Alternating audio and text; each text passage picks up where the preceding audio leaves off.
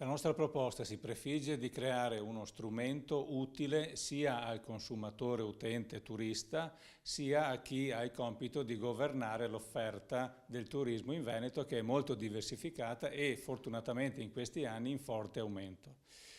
La possibilità di andare a governare i flussi avendo un codice identificativo di tutte le strutture recettive permette, sia in termini di sicurezza sia in termini di affidabilità e qualità del servizio, di dare una garanzia in più appunto a tutti quelli che vogliono venire in Veneto e che vogliono avere un servizio adeguato alle loro esigenze e alle loro aspettative, senza brutte sorprese come spesso purtroppo sentiamo dire in tante parti d'Italia e